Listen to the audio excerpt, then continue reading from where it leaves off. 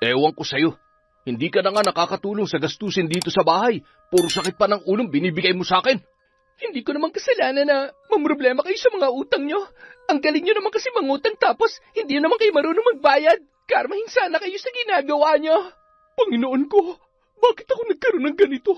Wala naman akong masamang nakain para magkaganito ang katawan ko. Ano ba nangyayari sa akin?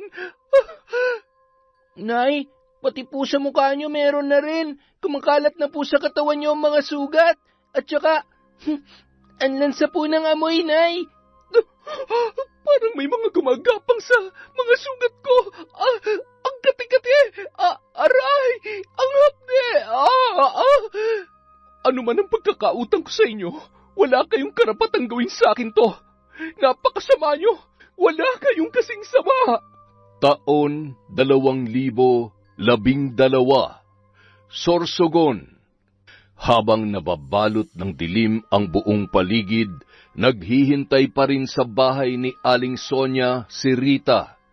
Mahigit 3 oras na nag-aantay ang babae, ngunit hindi pa rin ito nakakauwi. Bakas na sa mukha niya ang pagkainip. Kung hindi niya lang kailangan ang perang inutang sa kanya ni Aling Sonia, ay hindi siya magtsatsaga sa paghihintay. Nang makauwi na ang matanda, ay nadatnan niya pa rin ang babae na halos maubos na ang tubig sa pitsil na nasa maliit na lamesa sa balkonahe. Oh, ikaw na naman, Rita. Halos araw-araw ka na lang pumupunta dito sa bahay. Hindi ba sabi ko sa iyo, babayaran kita kapag nagkapera na ako? Hindi mo ba naiintindihan yon? Kahit na magpabalik-balik ka dito sa bahay, wala akong mapapala sa akin. Wala akong maibibigay sa iyo. Pero Aling Sonia, kailangan ko po ang perang yon. Kung hindi lang ako naawa sa inyo, hindi ko dapat kayo pahihiramin nun eh. Pambayad namin yun sa kuryente. Bukas na ang due date, wala na akong ibang pera. Kapag hindi ako nakapagbayad, kami naman ang mapuputulan ng kuryente. Ay, ano nga ang gagawin ko? Gustuhin ko magbayad sa iyo, wala nga ako maibibigay. Oh, ayan, walang kapera-pera ang pitaka ko. Oh, heto, kapkapan mo pa ako. Gawan mo na lamang ng paraan. Kung iaasa mo sa utang ko sa iyo ang pambayad sa kuryente mo, talagang mapuputulan nga kayo. Paano nga ako makakapagbayad? Nasa inyo ang pambayad ko. Nangako kayo na ibabalik nyo yon kapag kabayaran na ng kuryente. Kaya ako pinahiram sa inyo. Tao kayo nakiusap sa akin. Tao rin po ako nakikiusap. Nabayaran nyo na. Hindi po ba dapat kayong gumawa ng paraan para mabayaran nyo ako ngayon? Mas lalo pang lumala ang sagutan ng 2 babae. Mainit ang ulo ni Aling Sonia dahil natalo na naman yon sa sugal. Umalis ka na nga, Rita. Walang pupuntahan ng pagtatalo natin. Sinabi ko naman sa iyo na kapag may pera na ako, babayaran kita. Ang hirap-hirap mo naman pakiusapan. Ako na mismo pupunta sa bahay niyo kapag may pambayad na ako. Kaya pwede ba? Umalis ka na nga muna. Gusto ko magpahinga, pagod ako. Agad na yung pumasok sa loob ng bahay at isinara ang pintuan. Aling Sonia! Aling Sonia, buksan niyo to! Walang hiyang gurang na yun. Siya na nga may utang, siya pang may ganang magalit. Kung alam ko lang talaga, oo. Nakatanaw naman at pangisi-ngisi si Aling Sonia habang tinitingnan ang naglalakad papalayo na si Rita. Nay, kanina pa po yung naghihintay. Bakit po kasi hindi kayo nagbabayad? Tumigil ka nga dyan. Isa ka pa. At saka sa susunod yun, pag may naghahanap sa akin, sabihin mo wala ako at hindi mo alam kung kailan ako uuwi para umalis na kaagad. Sinabi ko naman po yung kay Ate Rita, kaso mapilit po siya na aantayin daw po kayo. Kaya hinayaan ko na lang po. Basta sa susunod, dapat alam mo na kung anong gagawin mo. Naintindihan mo ba ako, Junjun? Opo, Nay. Mabuti kung ganon. Nakapagluto ka na ba ng hapunan? Maghain ka na't nagugutom na ako. Agad namang naghain ang bata ng kanilang kakainin. Sakto namang pagdating ng asawa ni Aling Sonia na si Mang Nilo, na noon ay kagagaling lamang sa trabaho. Agad napansin ng lalaki ang nakasimangot na muka ng kanyang asawa. Oh, bakit parang hindi maipintay ang mukha mo? Hindi naman ako magpapabaryat, lalong hindi ako mangungutang. Paano po kasi tay sinisingil ni Ate Rita si nanay ng Bigla namang tinakpan ni Aling Sonia ang bibig ng kanyang anak at pinandilatan ang bata. Junjun, hindi ikaw ang kinakausap ng tatay mo. Hindi kita tinuruan ng ganyan. Masama ang sumasabat sa usapan ng matatanda. Sige na, tawagin mo ng kapatid mo at kakain na tayo. Ano yung sinasabi ng anak mo? May utang ka ba kay Rita? Saan mo ba ginamit yung pera at nangungutang ka? Oo, nung nagkasakit yung bunso natin, hindi ka naman nag-iwan ng pera kaya nangutang ako ng pambili ng gamot niya. Akala ko ba nabayaran mo na yun? Di ba humingi ka pa nga sa akin ng pera? Sabi mo, ibabayad mo kay Rita? Saan mo na naman dinala yung pera na binigay ko sa iyo na pambayad? Ano kasi? Ano? Pinatalo mo na naman sa bingo. Ay, nako naman, Sonia. Nagpapakahirap ako magtrabaho para maibigay kong pangangailangan nyo, tapos ikaw, anong ginagawa mo? Puro pagsusugal. Yan ang inaatupag mo. Tapos kung kani-kanino ka nangungutang. Ay, nawalan na ng ganang kumain si Nilo, kaya pumasok na lamang siya sa loob ng kwarto para magpahinga. Pagkatapos noon ay agad namang kinurot sa tagiliran ni Aling Sonia si Junjun dahil sa kadaldalan nito. Hindi kasi pinapaalam ni Sonia sa kanyang asawa na umuutang siya dahil naibibigay naman nito ang kanilang pangangailangan sa araw-araw. At lalong hindi sang-ayon yon sa kanyang pagsusugal.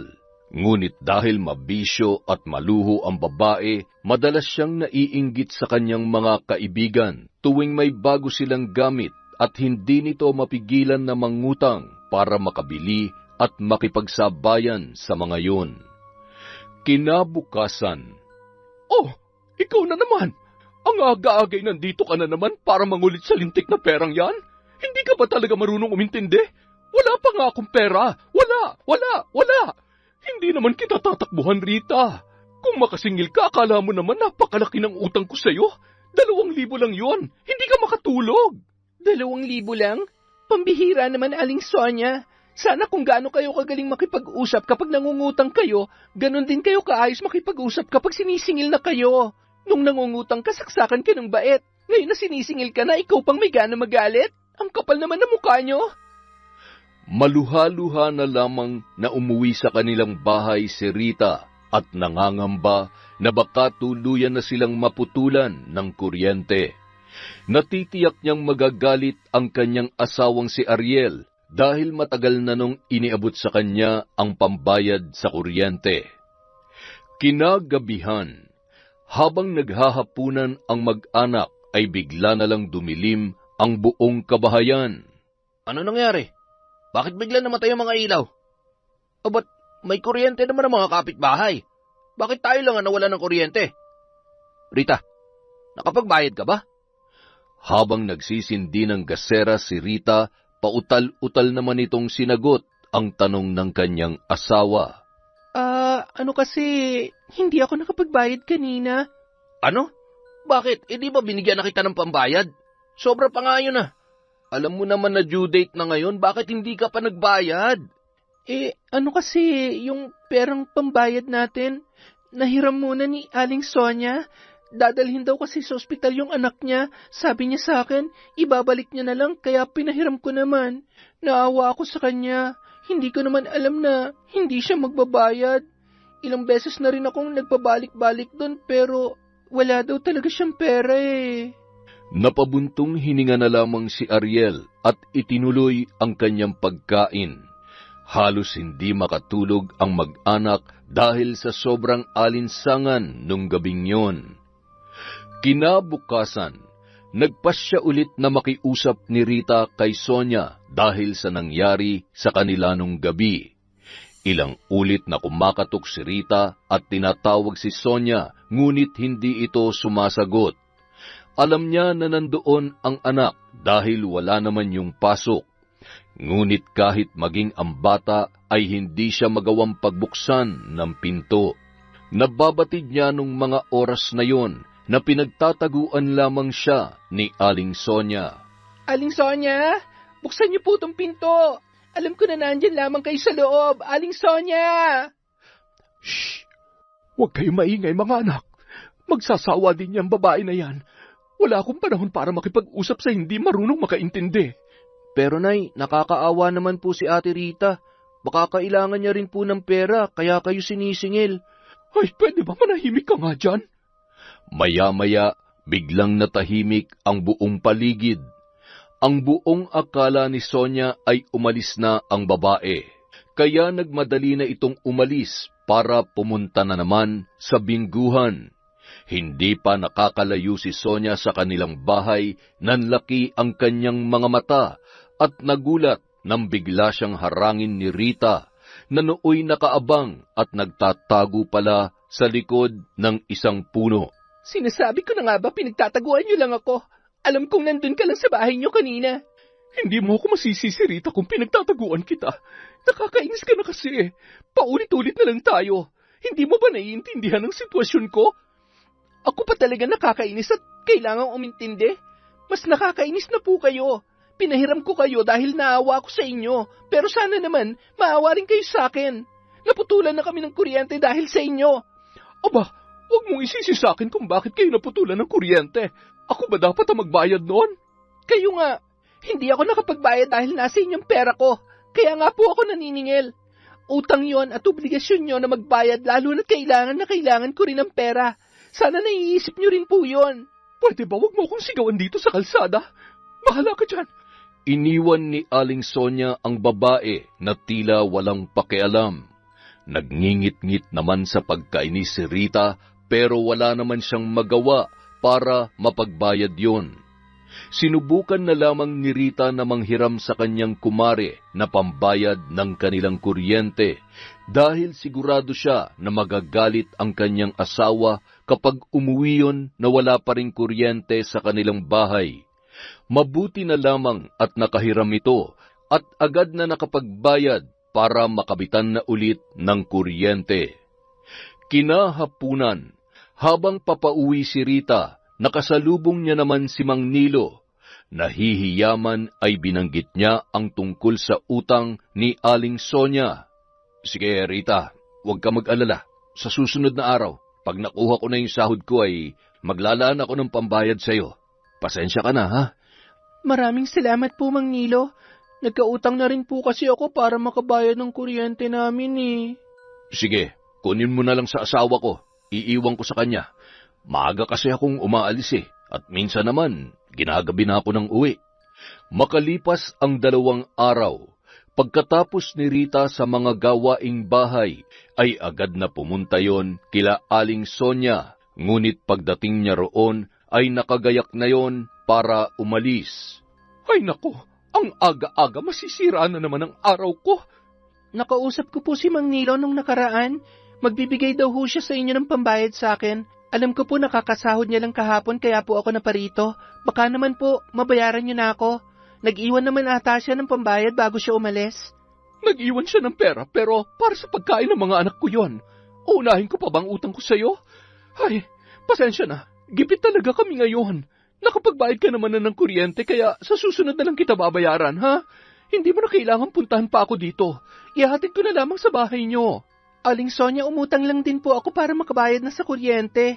At nangako ako na babayaran ko po yun ngayong araw. Kailangan ko pong tuparin yung pangako ko sa kumari ko. Hindi ako gaya nyo na hindi marunong sumunod sa usapan. Ay, kapag ganyan kayo, hindi na talaga kayo makakaulit sa akin. Anong sinabi mo? Hoy, kahit kailan hindi na ako mangungutang sa'yo. Saksakan ka ng kulit. Wala kang puso at hindi ka man lamang marunong pakiusapan. Ako pa talagang walang puso. Parang baliktad naman yata. Ewan ko sa'yo, Rita. Umuwi ka na't may lakad pa ako. Wala akong panahon makipagtalo sa'yo. Lalo lamang nadismaya si Rita at nawalan ng pag-asa na magbabayad pa ng utang si Aling Sonia. Isang gabi, magkahalong tuwa at pagtataka ang naramdaman ni Mang Nilo nang makita nito ang ulam na nakahain sa mesa. May pritong manok, isda at karning baboy. Nagulat ang lalaki dahil kalimitan ang ulam nila ay gulay at simpleng putahe lamang. Aba, ano meron? Bakit ang dami yata nating pagkain? Ano ka ba? Sumahod ka kahapon kaya dapat lang na marami tayong ulam. Makatikim naman ng masarap na pagkain ng mga anak mo. Sobra-sobra naman yata to. Sayang naman ang mga yan kung hindi natin mauubos. Sana yung sapat lang ang niluto mo para sa susunod na araw ay may pang-ulam pa tayo. Ano ka ba naman? Minsan lang ako sipagin magluto ay nagrereklamo ka pa. Akin na yung pag mo. Hayaan mo na. Ngayon lang naman tayo makakakain ng masarap eh. Sige na, maupo ka na't kumain ka na. Masarap ang mga yan. Sige na mga anak, kumain na kayo. Ay, teka, naibigay mo na ba kay Rita yung iniwan kong pambayad? Anong pambayad? Oo nga pala. Hayaan mo na nga muna yon. Hindi pa naman kailangan ni Rita. Sa susunod ko na lang siya babayaran. Mas priority natin ang pagkain at pangangailangan ng mga anak natin. Ay, pambihira naman talaga, oo. Hindi ka ba nahihiya? Nakiusap na mismo sa akin yung tao dahil kailangan niya rin ng pera. Ano ka ba naman? Kumain na lamang tayo. Igalang natin ang pagkain. Maya-maya na lang natin pag-usapan yan, ha? Malalim na hininga na lamang ang pinakawalan ng kanyang asawa. Hindi na ito nakipagtalo pa nang makita ang kanyang mga anak na nakangiti habang kumakain ng pritong manok. Bakas sa mga mukha nito ang kasiyahan. Wow, ang sarap naman ng fried chicken, ay. Sana palagi pong ganitong ulam natin. Kinaumagahan. Matapos asikasuhin ni Sonia ang mga anak papasok sa eskwela, nagtungo na naman ang babae sa bingguhan. Sunod-sunod ang kanyang pagkatalo at sa kagustuhan nitong makabawi, itinaya niya pa ang pambili niya sana ng ulam nung araw na yon. Bago umuwi si Aling Sonia, dumaan muna siya sa tindahan na dati niyang pinag-uutangan, ngunit tinanggihan na siya ng babaeng tindera dahil napakahaba na ng kanyang listahan. Kinagabihan, Sonia, maghain ka na't kakain na tayo. O mga anak, halina kayo, kakain na tayo. Naghain ng kanin si Sonia at kinuha ang isang boteng toyo. Tinitigan ni Nilo ang asawa na bakas sa muka ang pagkabalisa. Oh, nasaan ang ulam natin? Bakit hindi ka pa naghahain? Dalian mo na gutom na ako. Ito muna ang ulam natin. Ano? Toyo? Yan ang ipauulam mo sa amin? Bakit? Nasaan na yung perang binigay ko sa iyo kagabi? Lintik naman oo. Huwag mong sabihin na pinatalo mo na naman sa bingo. Akala ko kasi mananalo ko. Makadagdag man lamang sa budget natin at pwede pa akong makabayad sa utang ko. Kaya lang, Diyos ko naman, Sonia. Pwede ba huwag mong iasa sa sugal ang pagdami ng pera mo? Kaya nga sugal dahil wala yung kasiguruhan. Tingnan mo nga, puro ka na lang utang dahil dyan sa pagsusugal mo. Kababae mong tao, tinalo mo pa ako. Padabog na lamang na umalis sa hapagkainan si Nilo at lumabas ng bahay para magpahangin. Hindi na nito kinakaya ang ugali ng kanyang asawa. Kapag may pera, halos ubusin lang sa isang araw at kung ano-anong pinagbibili at kung hindi naman ay ipinapatalo sa sugal. Isang araw, habang naglalakad pa uwi si Rita galing sa talipapa, nadaanan ng babae si Aling Sonia na nooy papauwi na rin sa kanilang bahay. Aling Sonia, mukhang ang dami niyo pong pinamili ah. Mukhang may pera na po kayo. Baka naman po, pwede ko na makuha yung perang inutang niyo sa akin kahit kalahati lang. May kailangan lang akong bilhin. Diyos ko naman, Rita. Wala ka na talagang pinipiling lugar sa paniningil mo. Kahit nasa mata o sinisingil mo ko. Hindi mo na ako binigyan ng kahihiyan. Nag-iisip ka ba o gusto mo lang talaga akong ipahiya? Kayo naman pong nagtataas ng boses kaya tayo pinagtitinginan ng mga tao. Malumanay ko po kayong kinakausap para hindi natin makuha ang atensyon nila. Pero kayo po ang nag-eskandalo. Tapos ngayon parang nabaliktad na naman. Ako na naman ang masama at ako pa ang mahihiya. Kayo naman po may atraso sa akin. Halos lahat ng taong naroon sa lugar ay nakatingin na sa kanila at nagbubulong-bulungan pa. Hindi na kinaya ni Aling Sonia ang kahihiyan, kaya tumuloy na lamang yun sa paglalakad. Hanggang sa makauwi ng bahay ay galit na galit pa rin yun sa ginawa ni Rita. Lintik na babae yan? Pinapahiya pa ako? Mas lalo kitang pahihirapan sa paniningil mo sa akin. Mas lalo ako nawala ng gana para bayaran ko ang utang ko sa'yo. Puwisit ka? Pesteng babae? Isang araw, nalaman ni Sonia na may lending na naglilibot sa kanilang barangay, kaya agad itong nakiusyoso at inalam kung ano ang mga kailangan para makasali. Umuwi muna ng bahay si Sonia para kunin ang mga kailangang dokumento na kanyang magagamit. Pagkatapos maipasa at maproseso ang application, umuwi na ito dahil magbibilang pa siya ng 3 araw bago maaprubahan at makuha ang pera.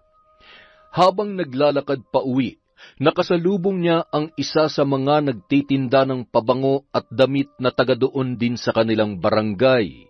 Sige, Mare, kukuha ko ng isa. Basta ang bayad nito pag nakuha ko na yung pera sa lending, ha? Mabango nga. Siguraduhin mo lamang, Sonia, na babayaran mo ito, ha? Balita ko marami ka raw pinagtataguan na utang. Pinapaikot ko lang ang puhunan ko dito, kaya... Ay, chismosa rin pala ang babaeng ito. Huwag ka mag-alala, babayaran kita. May pera akong darating at saka huwag ka nagpapapaniwala sa mga naririnig mo. Alam mo naman ang chismis. Makalipas ang 3 araw, nakuha na ni Sonia ang perang inutang niya sa lending corporation. Pagkakuha niya pa lamang ay diretso na agad sa bayan at namili ng kung ano-ano. Naabutan na siya ng gabi sa kanyang pamimili.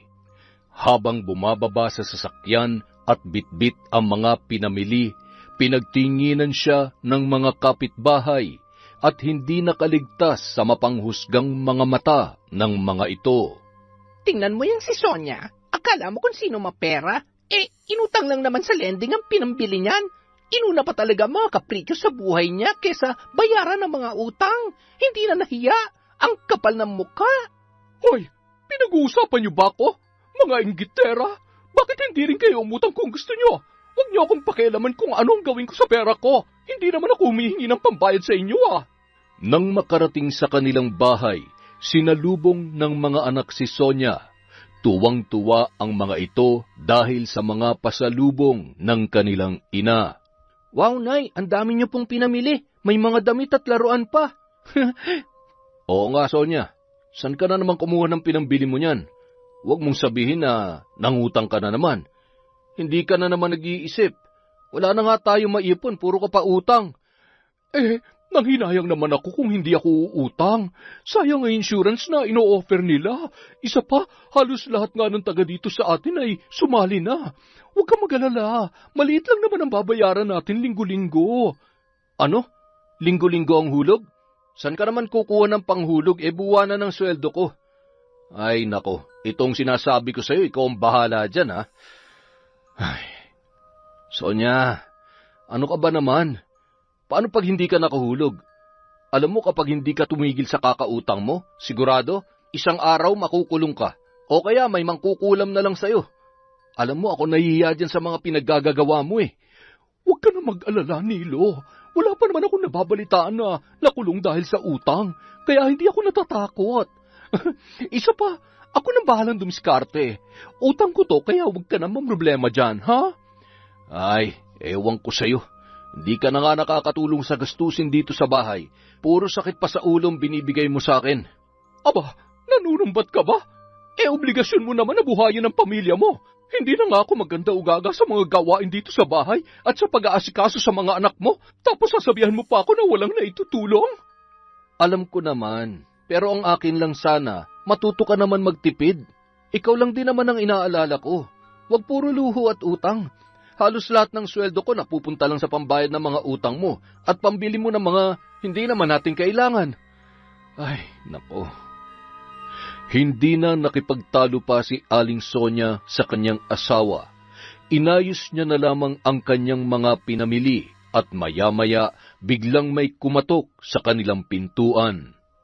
Siguro si Aling Ana po yan, Nay. Kanina po galing siya dito eh. Yung bayad daw po sa kinuha niyong pabango. Sabi ko bumalik na lang po siya kasi wala pa po kayo. Oh, Mare, bumalik ka na lang bukas ha. Sabi kasi ng matatanda, bawal daw maglabas ng pera kapag gabi. Baka malasin ako kaya bukas na lamang kita babayaran, ha? Napakamot na lamang ng ulo si Ana at halatang pinipigil ang pagkayamot dahil ilang beses na itong nagpabalik-balik sa bahay ni na Aling Sonia. Medyo may distansya pa naman ang bahay noon, ngunit walang nagawa si Ana dahil sadyang matigas ang ulo ni Sonia. Hindi na dapat siya babalik kinabukasan dahil may kalayuan ang kanyang bahay. Ngunit sadyang hindi mapilit ang babae, kaya nangako na lamang ito na siya na lamang ang maghahatid ng bayad para umalis na si Ana. Kinabukasan, nang malaman ni Rita na isa sa mga kasali sa lending si Sonia, inutusan nito ang panganay na anak na puntahan ang babae para singilin. Iho, sabihin mo sa nanay mo na sa susunod ko na lang siya babayaran.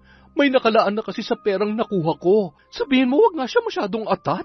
Babayaran ko naman siya pero hindi lang muna ngayon. Umalis na lamang ang bata at umaasa si Rita na nakakuha ito dahil alam niyang may pera na si Sonia.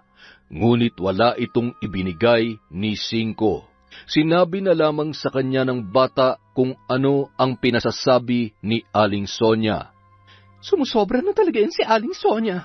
Grabe, napakakunat singilin.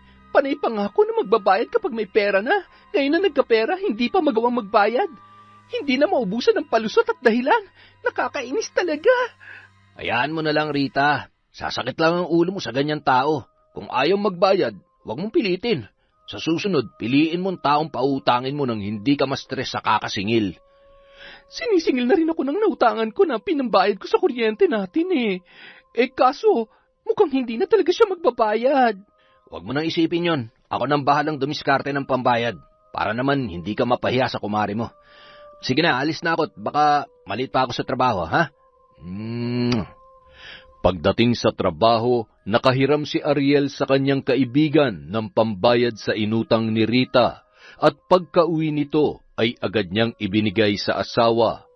Inutusan na lamang ng babae ang kanyang anak na ibayad yon sa kanyang kumare. Samantala, malayo pa lang ay dinig na ang sigaw ng isang babae na tinatawag si Aling Sonia sa kanilang bahay. Nang buksan ni Sonia ang bintana ay tumambad sa kanya si Ana na bakas sa muka ang pagkainis.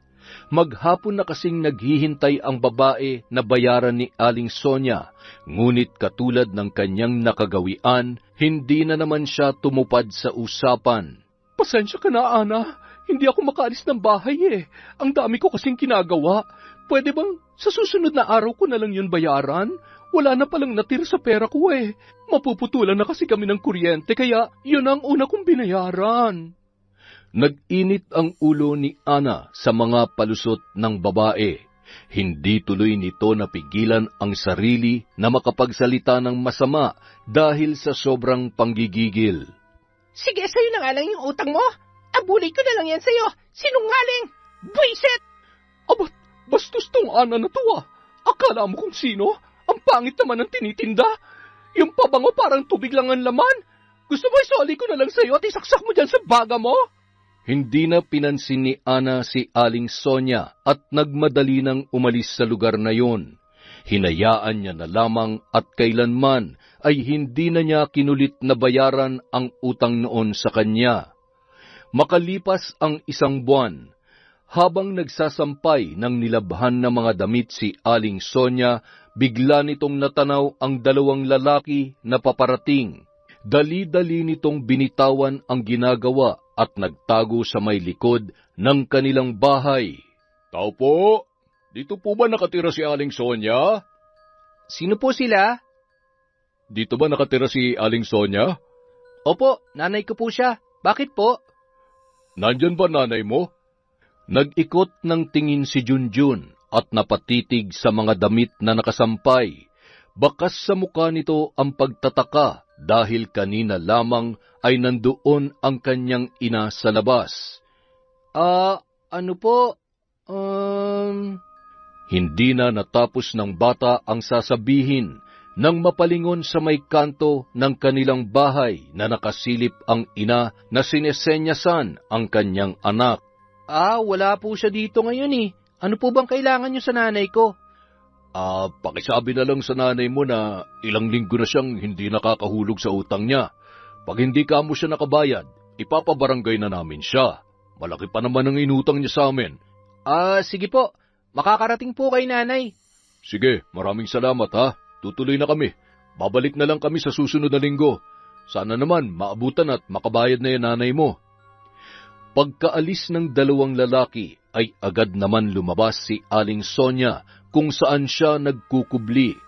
Agad niyang nilapitan ang anak at pasilip-silip pa ito kung talagang nakaalis na nga ang dalawang lalaki. Nay, siguro naman po, nadinig niyo yung sinabi niya. Oo, huwag ka maingay ha. Huwag mo tong sasabihin sa tatay mo na hindi ako nakakabayad. Siguradong sesermonan na naman ako noon. Ay. Napasulyap si Aling Sonia at nakaramdam ng bahagyang pagkahiya nang makita ang kapitbahay nito na noon ay kanina pa pala sa kanya nakatingin. Kitang-kita ng mga yon ang lahat ng pangyayari. Napapailing na nakangisi na lamang ang mga yon. Ipinagsawalang bahala at tinapos na lamang ni Aling Sonia ang pagsampay ng mga damit at agad na pumasok sa loob ng kanilang bahay. Wala naman palang pambayad, ang lakas ng loob mangutang. Kawawang babae, siguradong mapapabarangay ng wala sa oras. Makalipas ang isang linggo, muling bumalik ang mga lalaki sa bahay nila Aling Sonia. Nang biglang kumatok ang lalaki ay batid na ng babae na maniningil na naman ng utang ang taong nasa labas. Agad itong nagtago sa may pintuan at sa isang tingin ni Sonia kay Junjun ay alam na nito ang kanyang gagawin. Naku, wala po si nanay. Bumalik na lang po kayo sa ibang araw. Hindi ko po alam kung anong oras siya uuwi. Sigurado ka ba, bata? Baka naman pinagtataguan lamang kami ng nanay mo. Wala po talaga siya dito, kahit... Hindi na natapos ni Junjun ang kanyang sasabihin nang tawagin at lumapit sa kinaroroonan ni Sonia ang bunsong anak nito na mag-aapat na taon pa lamang na madalas na naiiwan kay Junjun kapag wala siyang pasok at minsan naman isinasama ni Sonia kapag naglalaro ng bingo.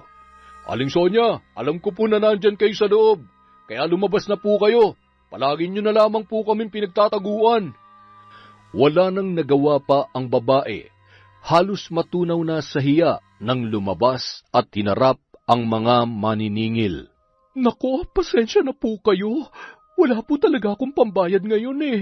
Pwede po bang sa susunod na araw na lang ako magbayad? Ilang araw o linggo ho ba yung susunod na araw na yan? Palaging yan na lang po ang rason nyo sa amin. Alam nyo naman po ang kondisyon bago nyo nakuha ang pera at sumang-ayon po kayo dun. Oh, oo na. Pero ano magagawa ko? Wala talaga akong pambayad. Mabuti pa ho, sumama kayo sa barangay. Doon na lang po natin pag-usapan to. Ayaw man sumama ni Aling Sonia, ngunit wala na siyang nagawa dahil kasama na pala ng mga lalaki ang mga tanod para sunduin ang babae kung sakaling hindi ito makabayad. Pagdating sa barangay, agad silang pinagharap ng kapitan. Pinapirma ang babae na nangangako na magbabayad na ng utang sa susunod na pagpunta ng dalawang lalaki. Kung sakali man na hindi ito makapagbayad, ay kukunin ang mga gamit sa kanilang bahay na pwedeng pamalit-bayad. Sige po, Aling Sonia. Sana malinaw po sa inyong napagkasunduan natin. Pagtango na lamang ang naitugon ni Aling Sonia. Nang paglabas niya sa barangay hall, pinagtinginan siya ng mga tao at hindi na lamang ito pinansin ng babae. Samantala, habang abala sa paglalaba si Rita, nagulat siya nang maagang umuwi ang kanyang asawa. Ariel, bakit ang aga mo atang umuwi? Maaga niyo bang natapos ang trabaho? Medyo masama ang pakiramdam ko eh. Pinipilit ko pa sanang magtrabaho kaso hindi ko na talaga kaya. Nagpaalam na ako kay boss na uuwi na maaga. Naku, inaapoy ka ng lagnat. Sandali at kukuha lang ako ng malamig na tubig at bimpo. Pupunasan kong katawan mo para bumaba ang init. Agad na nagtungo sa kusina si Rita at kumuha ng mga kailangan at pinunasan ang katawan ni Ariel hanggang sa makatulog na ang kanyang asawa. Pagsapit ng gabi, pinainom ni Rita ng gamot si Ariel, ngunit hindi pa rin bumaba ang lagnat nito. Hindi rin yon makakain ng maayos dahil sa mapait ang panlasa at tila ba nasusuka. Dalhin na kaya kita sa ospital? Hindi bumababa ang lagnat mo. Tumanggi ang lalaki dahil alam niya na malaki lamang ang gagastusin nila. Hindi pa naman siya sumasahod nung araw na yon. Hindi na nagpumilit pa si Rita at medyo alanganin na rin ang oras. Hindi nakatulog ng maayos ang babae dahil halos mataranta ito sa nangyayari sa kanyang asawa. Nanginginig ang buong katawan ni Ariel sa sobrang lamig ng kanyang pakiramdam. Kinabukasan, maagang pumunta si Rita sa bahay ni Sonia para makiusap na bayaran na siya kahit kaunti.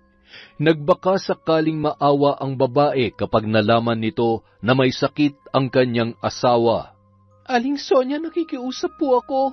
Kahit magkano lang po. Kailangan ko po talaga ng pera. May sakit ang asawa ko at kailangan ko po siyang dalhin sa ospital. O kahit pambili lamang po ng gamot. Parang awa niyo na bayaran niyo na po ako. Rita naman, kahit magmakaawa ka't lumuhod pa sa harapan ko, wala talaga akong maibibigay sa'yo. Ako rin nakikiusap sa'yo. Pwedeng huwag ka na munang dumagdag sa isipin ko. Ang dami ko rin problema. Utang na loob, Sina, umalis ka na. Hindi ko naman po kasalanan na mamroblema kayo sa utang nyo. Ang galing nyo kasi mangutang tapos hindi naman kayo marunong magbayad. Karmahin sana kayo sa ginagawa nyo. Sasagot pa sana si Aling Sonia nang biglang tumalikod ang babae. Bakas sa mukha nito ang panggigigil.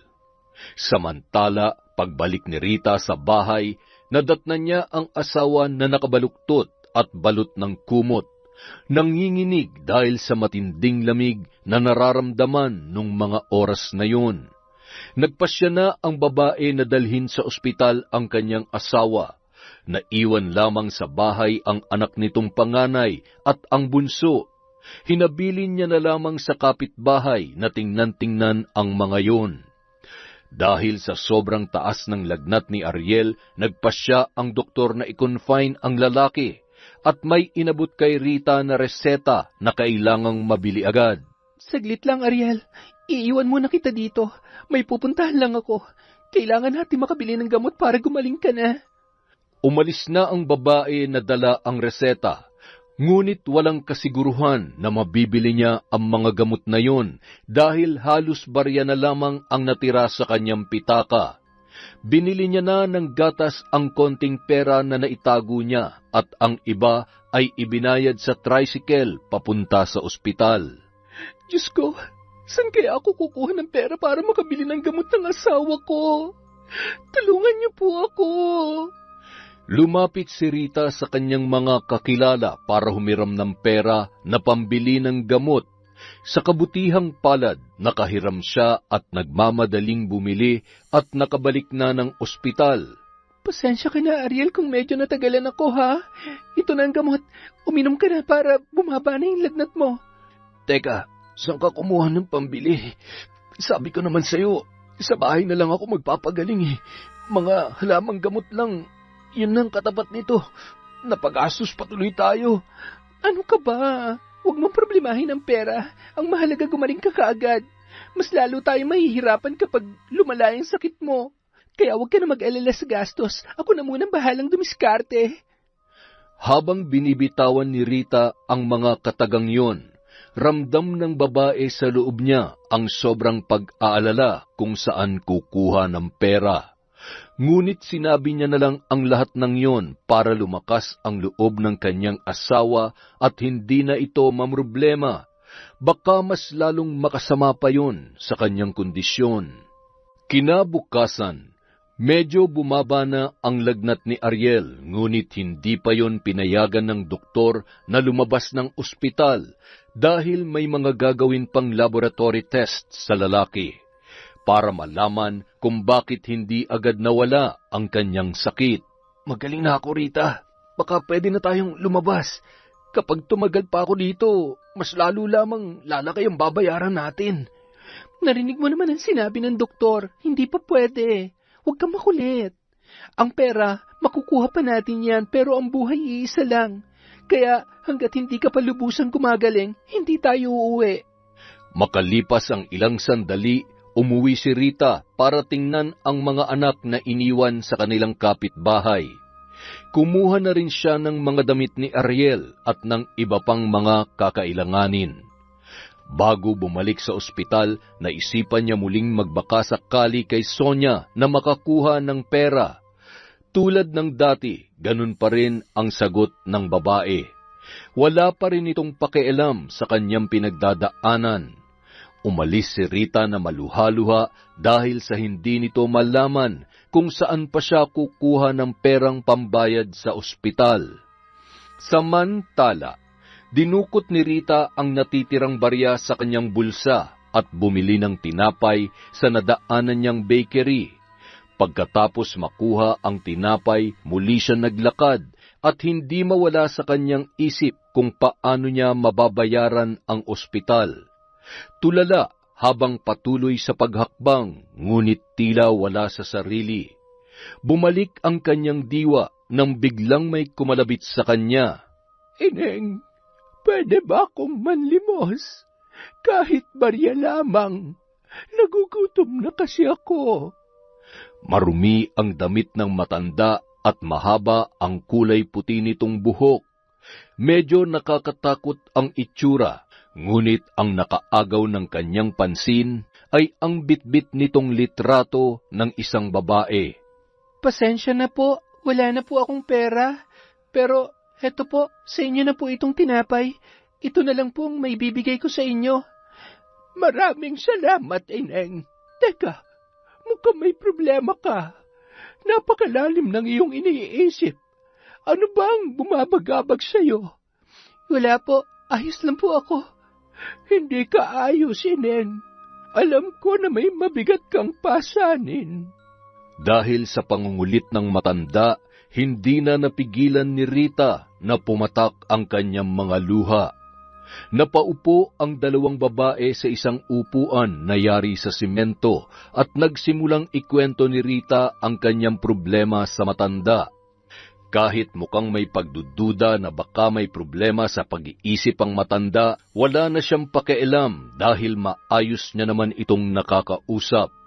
Kaya hindi niya na napigilan na magkwento ng kanyang saloobin. Naiintindihan ko ang iyong nararamdaman, Ineng. Minsan na rin akong nalagay sa ganyang sitwasyon. Pwede kitang tulungan sa iyong problema. Po, ano pong ibig niyong sabihin? Ito ba ang isa sa mga dahilan ng iyong problema? Habang itinuturo ang litrato ng isang babae, na siya namang labis na ikinagulat ni Rita kung bakit mayroon noon ang matanda. Hindi siya makapaniwala sa kanyang narinig. Alam kong naguguluhan ka lang, pero darating ang araw na maiintindihan mo ang lahat. Sa ngayon, dahil sa kabutihan na ibinigay mo sa akin, gusto ko yung suklian. Gusto kitang tulungan. Hindi man kita kayang tulungang pinansyal, pero kaya kitang tulungan sa ibang paraan. Lalong nalito si Rita. Gusto niya pa sanang kulitin ng matanda na ipaliwanag ang lahat, ngunit nagpaalam na ito. Sumasayaw-sayaw habang tumatawa pa ito habang papaalis. Nagtaka naman si Rita sa mga ikinilos ng matanda, ngunit tumatak sa kanyang isip ang sinabi noon. Kinagabihan, habang naglalakad pa uwi si Aling Sonia sa kanilang bahay, bigla na lang may sumusunod sa kanya. Nang makaramdam siya ng takot, ay kumaripas ng takbo si Aling Sonia at hinabol naman siya ng lalaki, sabay sinakal at tinutukan ng balisong. Sumisigaw ang lalaki na magbayad na ng utang ang babae. Nagsisisigaw si Aling Sonia, dala ng sobrang takot. Sonia! Sonia! Hoy, gising! Niyugyog ni Nilo ang asawa para magising. Napabalikwas naman si Aling Sonia na tagaktak ang pawis at hingal na hingal. Diyos ko, hanggang sa panaginip ba naman sinisingil ako ng pagkakautang ko? Ano ba na panaginipan mo? Siguro hinahabol ka na ng mga taong inutangan mo, no? Yan ang sinasabi ko sa iyo eh. Hindi ka kasi nakikinig sa akin. Ay, Tumigil ka nga dyan, Nilo. Imbis na pagaanin mong kalooban ko mas lalo mo pa akong tinatakot. hanggang sa sumikat na ang araw ay hindi na nakatulog pa si Aling Sonia. Dahil hindi mawaglit sa kanyang isipan ang nangyari sa kanyang panaginip, kahit anong pikit ng kanyang mga mata, ay hindi na ito makaramdam pa ng antok. Bigla ring nangati ang kanyang katawan, kaya mas lalo yung hindi nakatulog. Aray, ano ba nangyayari sa akin? Bakit nangangati ang buong katawan ko? Naligo naman ako bago matulog. Makalipas ang 1 linggo, walang humpay pa rin sa pagkakamot si Aling Sonia sa kanyang buong katawan.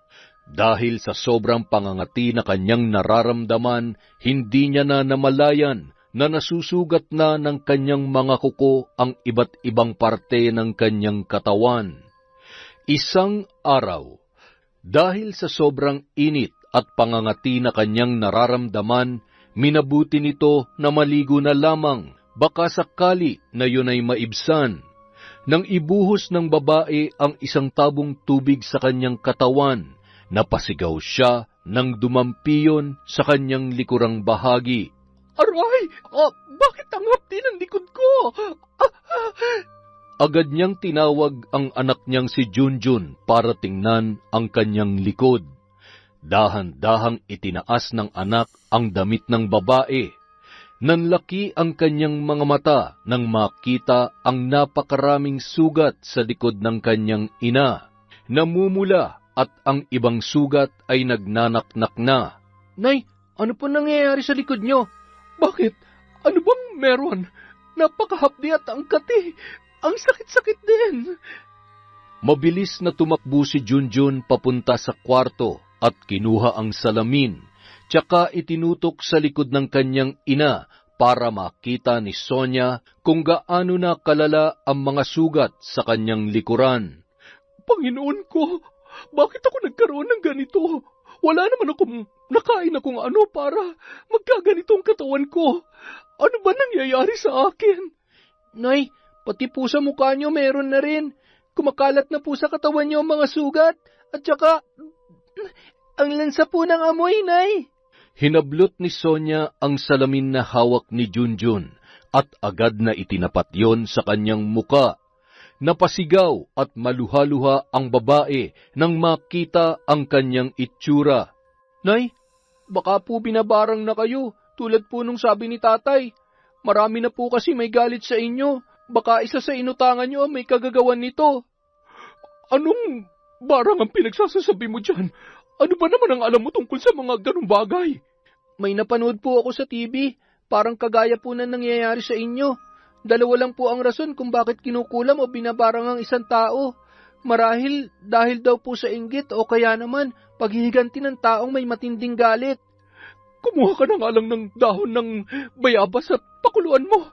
Hindi ang kung ano-anong pinagsasasabi mo. Kakapanood mo yun ng TV. Kung ano-ano tuloy kalokohan na natututunan mo. Kahit sabihin ni Aling Sonia na hindi siya naniniwala sa sinasabi ng kanyang anak, may parte sa kanyang isip na hindi malayong mangyari ang sinabi ni Junjun. Dahil minsan na rin itong nangyari sa kanya nung siya ay dalaga pa lamang. Kahit pinipilit niya ang sarili noon na hindi maniwala sa barang at iniisip niya na posibleng sakit lamang yun sa balat, ngunit bawat makakakita sa kalagayan niya ay iisa lamang ang sinasabi. Huwag naman sana. Ayoko. Hindi na ako papayag na mangyari pa ulit sa akin yun. Kung sakali mang binabarang nga ako, sino naman ang gagawa nito sa akin? Pero imposible. Matagal na panahon na yun. Baka nga patay ng taong yun eh. Samantala, sa awa ng Diyos, nakahingi ng tulong si Rita sa ahensya ng gobyerno. Wala na siyang babayaran sa ospital, maliban sa mga gamot na kakailanganin pa ng kanyang asawa. Mabuti na lamang naawa ang Diyos sa atin. Sa kabila ng problema na dumarating sa buhay natin, hindi niya pa rin tayo pinababayaan. Salamat, mahal. Buti na lang, napakabait at napakaswerte ko talaga sa asawa ko. Sa kabilang banda, habang papasapit na ang 6:00 ng gabi, mas lalong lumalala ang nararamdaman ni Aling Sonia. Batid na rin niya na hindi ito normal na sakit lamang. Kung sakali nga na binabarang ako, sino naman kaya ang pwedeng gumawa nito sa akin? Sa dami na may galit sa iyo dahil sa pesteng utang mong yan, marahil isa na sa kanilang gumawa niyan. Pinagsabihan na kita noon, ayaw mo makinig kaya yan.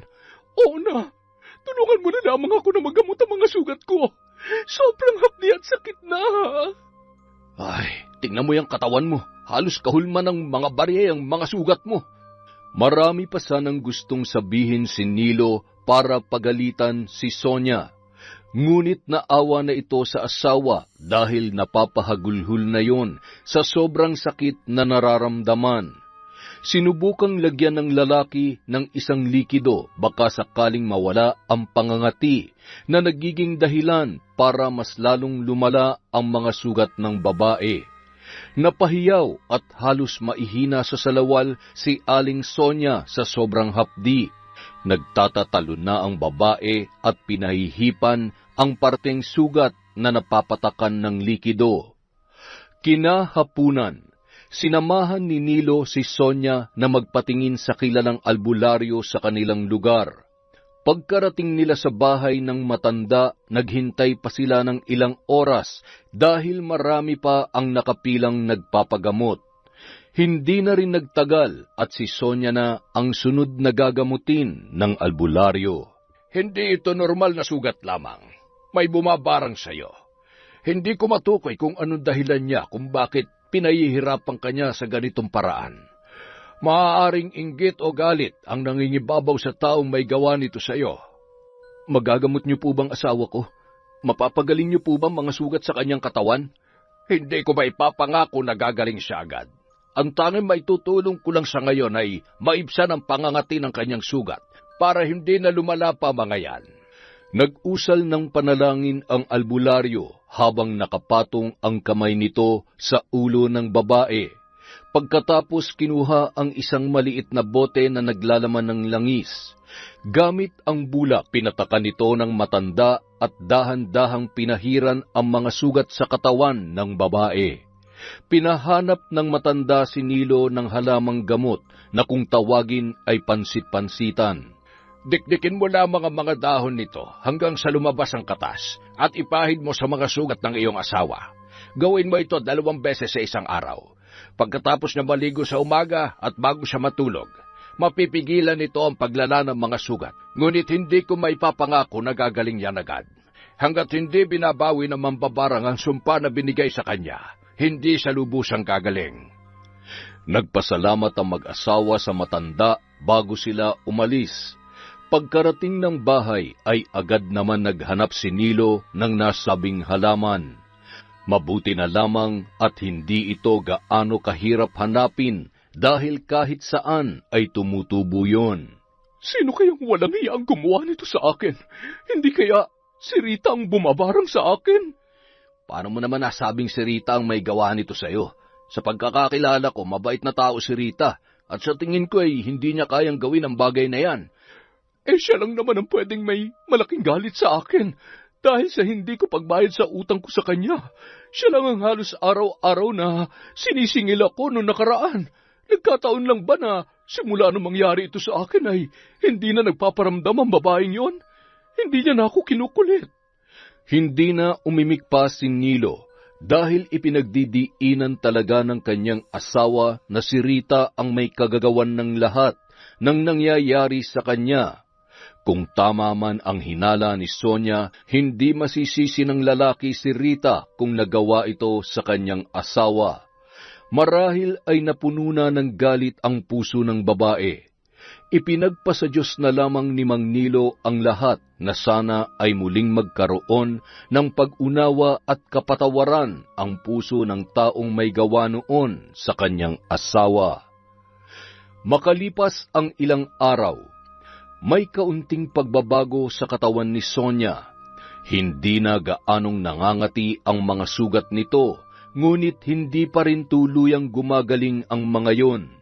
Sa kagustuhan na tuluyan na siyang gumaling, ay muli siyang bumalik sa albularyo para sa pangalawang gamutan. Mag-isa lamang na tinungo ng babae ang manggagamot dahil pumasok sa trabaho ang kanyang asawa.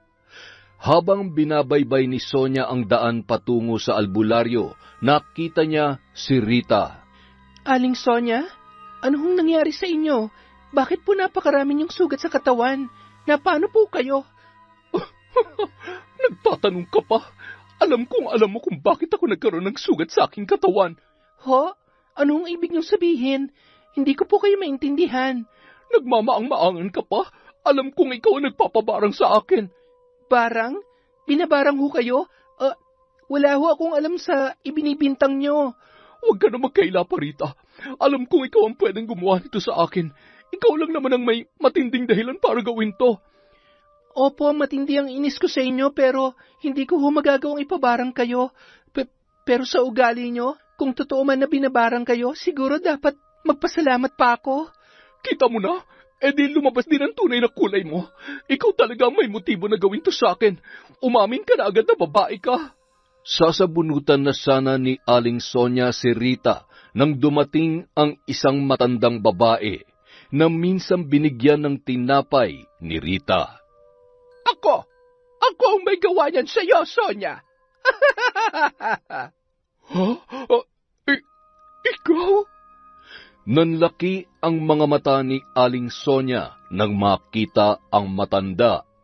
Hindi ito makapaniwala dahil ang buong akala niya ay patay na yon. Oo, ako nga, Sonia. Nagulat ka ba? Nararapat lang sa iyo yan. Kulang na kulang pa yan sa lahat ng mga kasalanan mo sa akin. Kung noong unay nakaligtas ka sa mga kamay ko, pues ngayon, sisiguruhin ko na pagsisisihan mo ang araw na ito. Hindi ka pa talaga natuto. Ang tagal na ng panahon ang lumipas, pero hindi ka pa rin nagbabago. Marami ka ng taong naperwisyo. Ang lakas ng loob mong mangutang, ngunit wala ka namang isang salita para magbayad. Ang tagal na noon. Parang awa niyo na. Huwag niyo namang gawin sa akin to.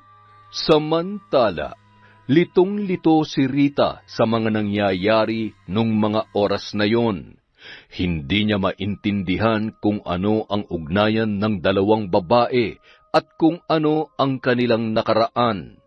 Nakatitig na lamang si Rita sa dalawa habang nagpapalitan ng mga salita.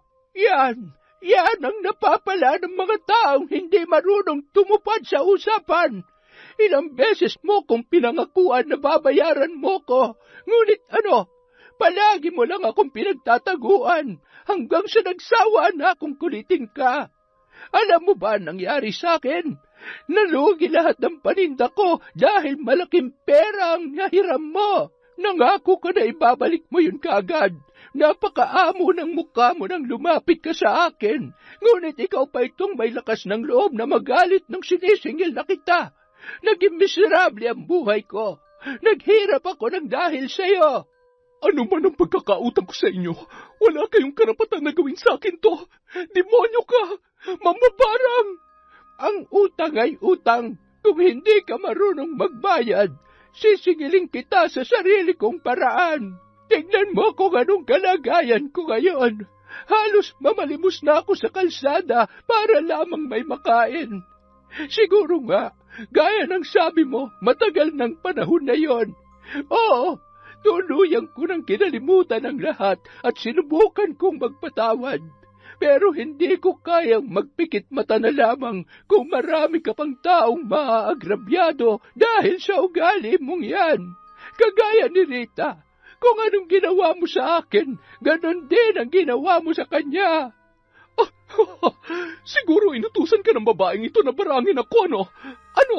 Binayaran ka ba niya para gawin sa akin to? Tumigil ka, Sonia. Walang kinalaman dito si Rita. Wala siyang alam. Sarili kong kagustuhan na parusahan ka para masuklian ko ang kabaitan ni Rita. Hindi kagaya mo. Tumanda ka na pero hindi ka pa rin nagbabago. Magtusa ka. Kung nooy natakasan mo ko, ngayon hindi na ako papayag pa na marami ka pang maperwisyo. Nag-usal ng orasyon ng matanda, dahilan para mas lalong mangati ang mga kamay ni Aling Sonia, pati na ang buo niyang katawan. Labis na hapdi at napapasigaw ang babae nang biglang pinatakan ng matanda ng likido ang manika na bitbit nito. Paano po kayo nagkaroon ng litrato ni Aling Sonia? Kaya po pala ibang pakiramdam ko sa inyo nung una ko kayong makita. Isa po pala kayong mambabarang. Huwag kang matakot. Alam mo ba, Ineng, na hindi lang ikaw ang naiinis sa babaeng yan. Si Ana nagbigay ng litratong ito ni Sonia. Nais niya rin ipabarang ang babaeng yan. Ngunit nagdadalawang isip pa ako noon dahil matagal ko na rin tinalikuran ang pambabarang. Nang marinig ko ang kwento mo at naging paghihirap mo dahil sa kanya, muli ako nagpasya na gamitin ulit ang aking itim na kapangyarihan. Hindi makapaniwala si Aling Sonia sa kanyang mga narinig habang naglulupasay yon sa may kalsada. Tama na ho. Itigil niyo na po ang pagpapahirap kay Aling Sonia. Maawa na po kayo alang-alang sa mga anak niya na nag-aantay sa kanilang bahay. Tanggalin niyo na po ang sumpa na ibinigay niyo sa kanya. Parang kinurot ang puso ni Aling Sonia sa mga sinabing yon ni Rita. Sa kabila ng kasamaan nito sa babae, ay hindi pa rin ito nagtanim ng galit. Sadyang napakabuti ng kalooban nito at doon lamang napagtanto ni Sonia ang kanyang mga nagawang kasalanan. Ako na po nagmamakaawa sa inyo, Lola. Itigil niyo na po ang ginagawa ninyo. Parang awa niyo na po. Ako na pong humihingi ng kapatawaran sa mga nagawang kasalanan ni Aling Sonia. Nahabag naman ang matanda kay Rita kaya tumigil na yon sa pagbulong ng mga kahindik-hindik na salita. Ilang sandali pa ay tumigil na rin sa paghiyaw si Aling Sonia. Napaluhod ang babae sa lupa sa sobrang panghihina na naramdaman at agad namang inalalayan ni Rita ang babae. Pasalamat ka, Sonia. Napakabusilak ng puso nitong si Rita. Alang-alang sa kanya, ititigil ko na ang pagpaparusa sa iyo. Sana naman ay matuto ka na at magbago. Sige na, maiwan ko na kayo. Sandali lang po.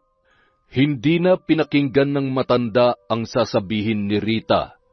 Nais niya sanang hilingin sa matanda na tuluyan ng bawiin ang sumpa kay Sonia. Tumawag si Rita sa asawa para magpaalam na sasamahan niya lang muna si Sonia sa isang albularyo para humingi ng tulong. Sige na, Rita. Iwan mo na ako dito. Wala akong karapatang humingi ng tulong sa iyo. Pabayaan mo na ako. Mas kailangan ka ng asawa mo. Ano po ba kayo? Hindi kaya ng konsensya ko na pabayaan kayo sa kalagayan niyong yan. Sige na po. Aalalayan ko na po kayo para mapuntahan na natin yung albularyo. Mabuti na lamang at pagdating nila doon ay wala nang masyadong tao, kaya hindi na sila gaanong naghintay pa. Binalutan ni Rita ng balabal ang katawan ni Sonia dahil halos sundan sila ng mga langaw na hindi magkamayaw sa pagdapo sa sugat ng ginang. Tulad ng sinabi ko, pansamantalang lunas lamang ang maibibigay ko sa iyo, Sonia. Mapipigilan lamang nito ang paglala ng iyong mga sugat, ngunit sa lakas na mambabarang, hindi ko kayang tanggalin ang sumpa na nakakabit sa iyo. Wala na bang ibang paraan para mawala ang sumpa na ginawa sa akin ng matandang yun? Tanging kapatawaran lamang na may gawa nito sa iyo. Kailangan mong humingi sa kanya ng tawad para mawala ang sumpa. Batid ko na kilala mo na may gawa nito at kung anong mabigat na dahilan na nagtulak sa kanya para parusahan ka. Muling pinahiran ng matanda ng langis ang mga sugat ni Aling Sonia at nakaramdam na siya ng kaunting kaginhawahan. Ihahatid pa sana ni Rita si Aling Sonia sa kanilang bahay, ngunit tumanggi na yon. Kaya niya na rin naman daw maglakad ng mag-isa papauwi. Maraming salamat, Rita. Sa kabila ng mga kasalanan ko sa iyo, tinulungan mo pa rin ako. Sana'y mapatawad mo ako. Hayaan mo, sisikapin ko na mabayaran ang inutang ko sa iyo. Ngumiti na lamang si Rita sa mga sinabing yon ni Sonia.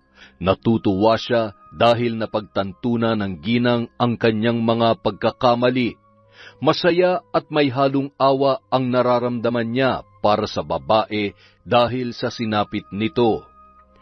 Nang makauwi ng bahay ay agad namang ikinuwento ni Rita ang mga nangyari kay Aling Sonia sa kanyang asawa na noon ay kalalabas lamang ng ospital.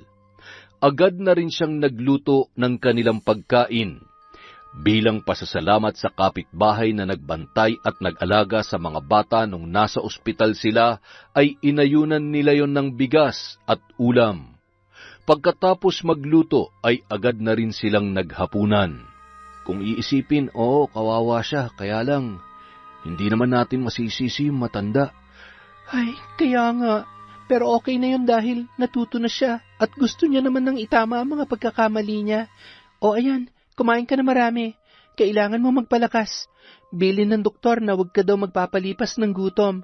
Kailangan mo nang magpahinga bago bumalik sa trabaho, ha? Magdala ka palagi at uminom na maraming tubig kapag nasa trabaho. Mahirap na, baka magkasakit ka na naman. Samantala, nang sumapit ang gabi ay hindi na naman magkamayaw sa pagkakamot si Sonia dahil sa pangangati ng kanyang mga sugat. Halos dumugo na ang mga ito sa talim ng kanyang kuko. Minabuti naman ni Mang Nilo na putulin ang mga yon, ngunit hindi pa rin nito mapigilan na kamutin ang kanyang sugat. Parang may gumagapang na naman na insekto sa mga sugat ko. Ang kati-kati! Aray! Ang hapde! Halos maghubad na si Sonia ng damit dahil sa tuwing didikit ito sa mga sugat sa kanyang katawan, labis na hapdi ang kanyang nararamdaman. Gusto na sanang dalhin muli ni Mang Nilo sa manggagamot ang asawa dahil awang-awa na ito na makita ang kalagayan niya. Ngunit tumanggi si Aling Sonia at iisa lamang ang sasabihin ng albularyo. Sinabi ni Sonia sa asawa niya kung ano ang pwedeng gawin para mawala na ang sumpa. Nagtaka naman ang lalaki kung bakit ganun na lang siya parusahan ng matanda. Ikinuwento ni Sonia kay Mang Nilo ang katotohanan at napabuntong hininga na lamang ang lalaki. Ay, kung ganun, bukas na bukas ay pupuntahan natin ang matandang yon para tanggalin niya na ang barang na ginawa niya sa iyo. Hindi na muna ako papasok sa trabaho at sasamahan kita. Pero hindi ko alam kung saan na ngayon nakatira yung matandang yun. Yung dating bahay niyang natatandaan ko, pero alam ko matagal nang nilisan ng matanda ang bahay na yun. Mabuti pa humingi tayo ng tulong kay Rita. Tama, baka sakaling alam niya kung saan matatagpuan ang matanda. Kinabukasan, maagang nagpunta ang mag-asawa sa bahay ni Rita. Hindi na nagpaligoy-ligoy pa ang mag-asawa at sinabi sa babae ang kanilang sadya. Pasensya na po kayo, hindi ko rin po alam kung saan nakatira yung matanda, pero tutulungan ko po kayo na hanapin siya. Maraming salamat, Rita. Humihingi ako ng tawad sa nagawa ng asawa ko sa iyo. Huwag na po kayo mag-alala, Mang Nilo. Pinatawad ko na po si Aling Sonia. Kalimutan na po natin yon. Ang mahalaga sa ngayon ay gumaling na siya. Sinubukang puntahan ni Sonia ang dating bahay ng matanda. Ngunit tulad nga ng kanyang sinabi, hindi na yun doon nakatira at iba na ang may-ari ng bahay. Hanggang sa isang lalaki ang lumapit sa kanila at natuwa ang tatlo nang sabihin nito na kilala niya ang matandang babae. Kilala ko po ang hinahanap nyo, pero hindi ko alam kung saan siya matatagpuan. Ilang taon na nagpapalaboy-laboy sa kalsada yun at kung saan-saan na lamang nakakarating. Usap-usapan dito sa bayan, simula nang malugay ang kanya negosyo, naghirap ng matanda at nanlilimos na lamang para may kainin. Ang iba'y natatakot at nilalayuan ng matanda dahil palagi nitong bitbit ang isang aklat at manika. Pinaghihinalaan na isa yung mambabarang. Wala namang ibang kamag-anak kaya walang kumukupkup sa kanya. Nanlumo si Sonia sa nalaman niya mula sa lalaki at labis naman ang pagsisisi nito sa nangyari sa matanda. Kaya ganun na lamang ang galit noon sa kanya dahil malaki ang kanyang pagkakasala. Teka, buti pa puntahan natin ang lugar kung saan ko siya palaging nakikita. Marahil doon siya madalas tumambay. Hindi na sila nag-aksaya pa ng panahon. Agad nilang pinuntahan ang lugar kung saan niya nakita ang matandang babae. Nang makarating sila doon, hindi nga nagkamali ng hinala si Rita. Nandoon nga ang matanda habang kumakain ng tinapay. Rita, anong ginagawa mo dito? Lola, kasama ko po si Aling Sonia. Humihingi po ako ng tawad sa nagawa ko sa inyo. Hindi ko akalain na ganito ang kahihinatnan ng mga pagkakamali ko. Pinagsisisihan ko na po ang lahat ng iyon. Sana mapatawad niyo na po ako. Huli na ang lahat, Sonia. Hindi na may babalik pa ang nakaraan. Nangyari nang nangyari. Parang awa niyo na po. Alisin niyo na ang sumpa na ibinigay niyo sa akin. Hindi ko na po kaya. Magbabago na po ako. Pangako yan. Patawarin niyo lamang po ako. Itinigil ko na ang pambabarang sa'yo. Ngunit hindi ko na mababawi pa ang sumpa na nakakabit sa'yo. Sa mga kamay mo nakasalalay ang pagkawala ng bisa noon. Ano pong ibig niyong sabihin? Ikaw lamang ang tanging lunas sa sumpang ibinigay ko sa'yo. Kapag tuluyang ka nang nagbago, unti-unti nang mawawala ang sumpa sa iyong katawan. Tandaan mo, kailangan bukal sa iyong kalooban ng pagbabago dahil kung napipilitan ka lamang, walang bisa para tuluyan kang gumaling.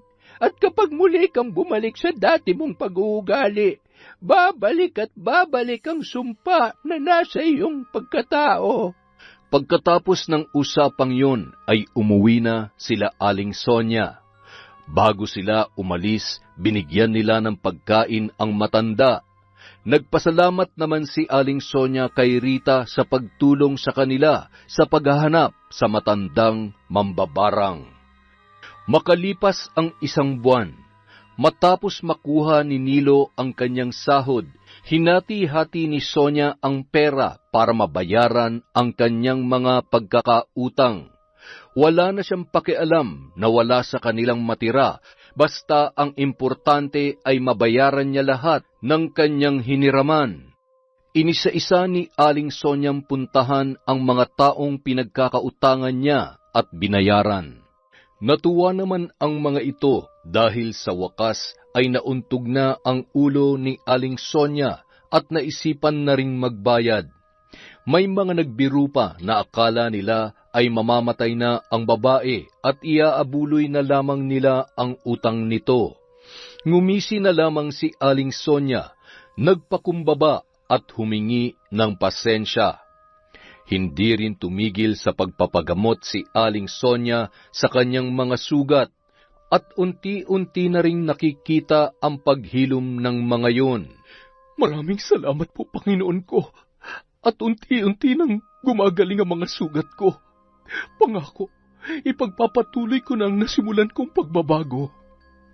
Samantala, nakabalik na rin sa trabaho si Ariel at sa awa ng Diyos, hindi na rin ito dinapuan pa ng sakit na labis namang ipinagpapasalamat ni Rita.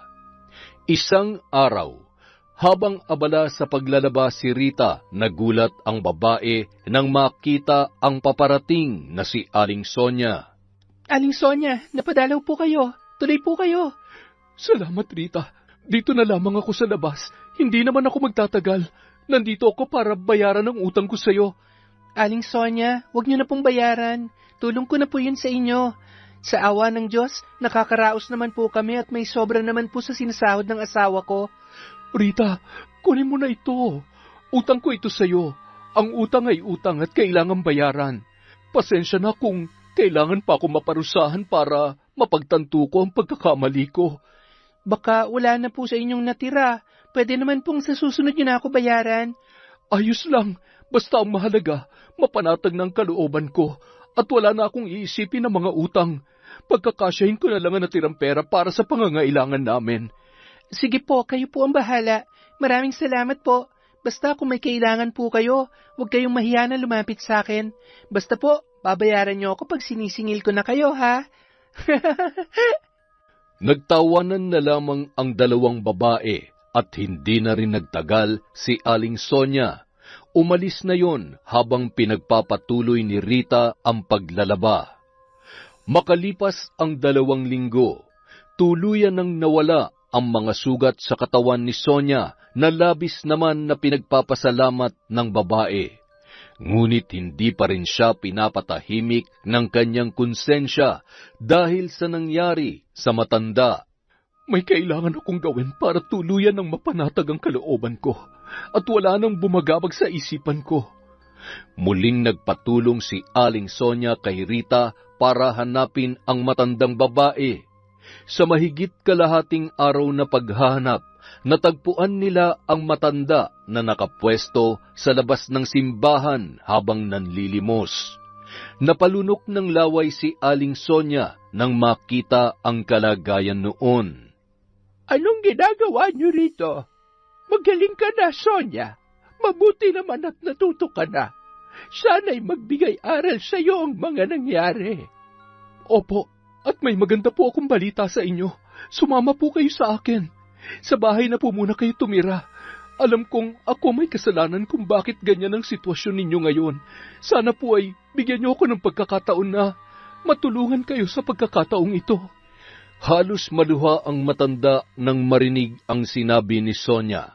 Pagkarating ng bahay ay agad niyang inasikaso yon para maligo at mawala ang mabantot na amoy. Ginupitan din nila ito ng buhok, binigyan ng bagong damit at pagkatapos ay pinakain ng masagana. Tuwang-tuwa ang matanda sa bago niyang itsura. Dahil doon, nawala na ng tuluyan ang galit sa kanyang puso kay Aling Sonia. Napalitan na ito ng paghanga sa babae dahil mas pinili nitong magbago at pagsisihan ang kanyang mga pagkakamali.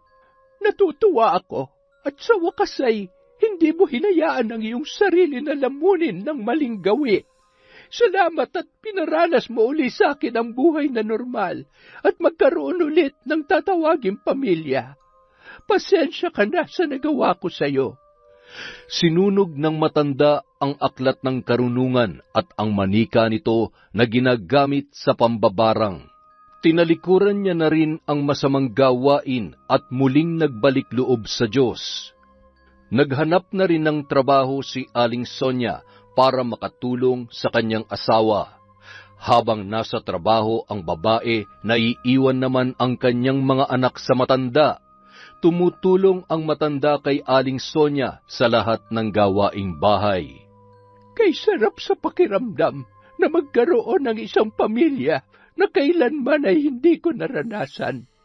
Salamat sa Panginoon na masalimuot man ang una naming pagtatagpo ni Sonia. Ngayon ay ipinaramdam niya naman sa akin ang pagmamahal ng isang anak. Hindi nagtagal, naging mas malapit na ang pagkakaibigan ni Rita at Aling Sonia. Madalas nagiging sandalan nila ang isa't isa sa tuwing nakakaranas ng kagipitan.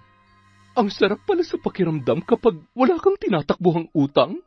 Hindi mo kailangan magtago dahil wala kang pambayad at mahimbing na rin akong nakakatulog sa gabi. Maraming salamat sa Panginoon. Masaya nang namumuhay ang kanya-kanyang pamilya ng 2 babae. Nang magkaroon ng sariling tindahan, hindi sila tumatanggi kapag may humihingi ng tulong sa kanila. Kapag may nangungutang, ang tanging paalala lamang nila ay ang nangyari kay Aling Sonia. Ang bawat utang ay may kabayaran. Hindi maaaring takbuhan dahil ang utang ay maaari ring maging mitsa ng kamalasan, sakit at kapahamakan. Yon, maraming salamat po sa walang sawang pagsuporta sa Kwentong Enteng. Mag-iipon po ulit tayo ng shoutout para sa susunod na episode ng Kwentong Enteng.